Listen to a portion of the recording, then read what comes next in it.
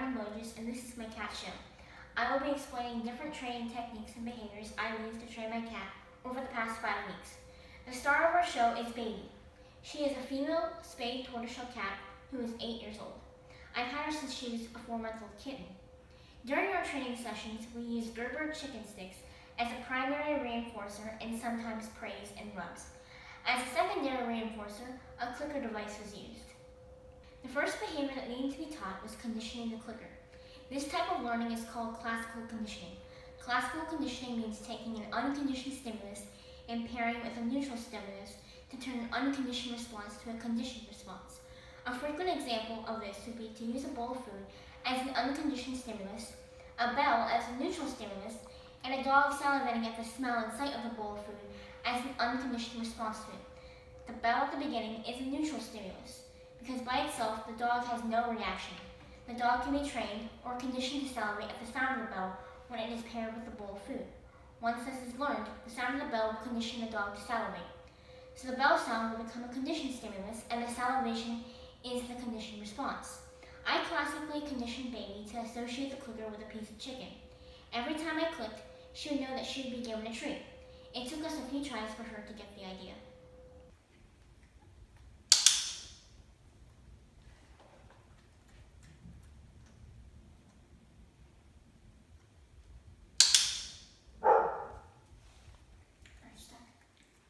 Next, we tried targeting.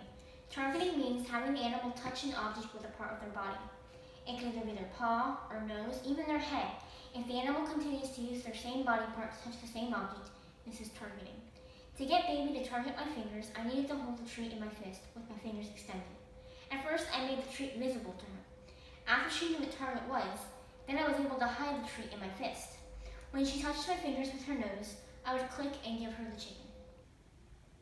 Target. Capturing is taking a natural behavior the animal already does on its own and pairing it with the clicker and the treat. Baby's scratching post is in my bedroom, and whenever I walk over to it, most times she'll follow and jump up to one of the levels. I wanted her at a specific level. This is the behavior I chose to capture. Every time she hopped up to that level, I would click and treat. I added a verbal cue up once she was able to perform it. Up.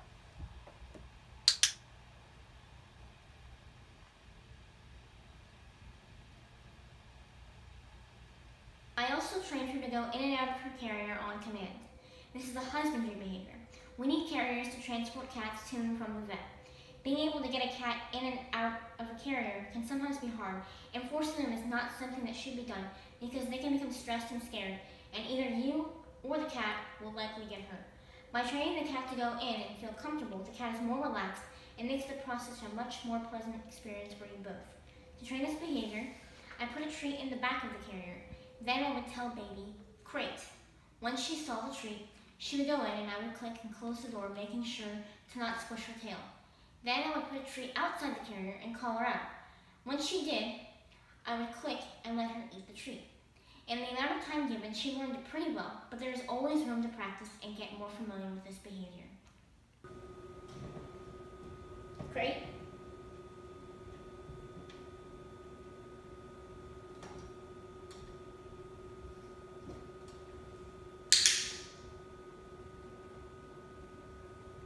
Baby.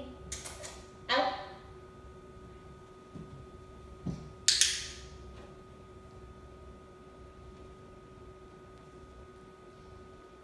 I used desensitization and classic counter conditioning to perform a towel wrap on Baby. This is perhaps the hardest behavior to perform for this project because Baby does not like any form of restraint and she can be skittish. Desensitization can be defined as a gradual exposure to a stimulus that is feared so that they become less reactive to it in an undesired way. Classic counter conditioning is changing an emotional response to a negative stimulus. You can do this by pairing a reward to make the cat more tolerant of a stimulus they don't like, in this case, a towel wrap.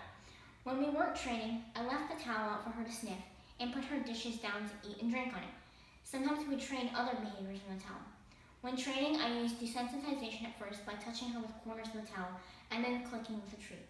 The treat was a reward and a form of classic counter conditioning because it registered with her that the towel meant she would get a treat.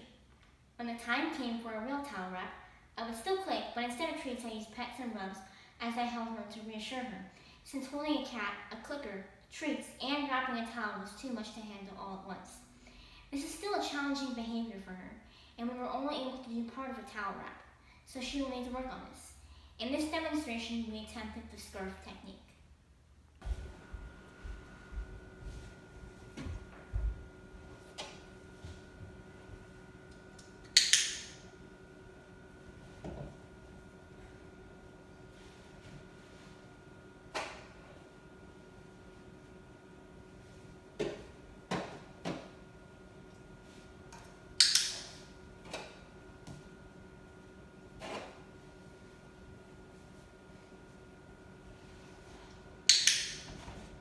I decided to choose 3 behaviors for the free choice part of this project. Baby learned sit, stairs, and meerkat. I used caption for her to sit.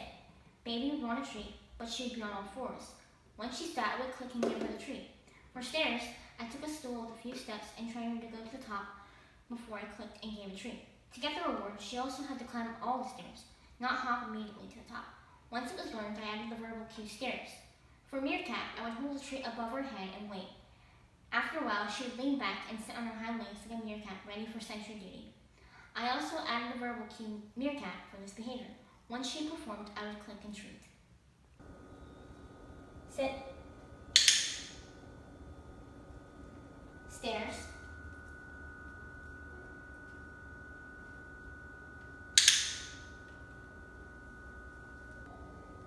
Meerkat.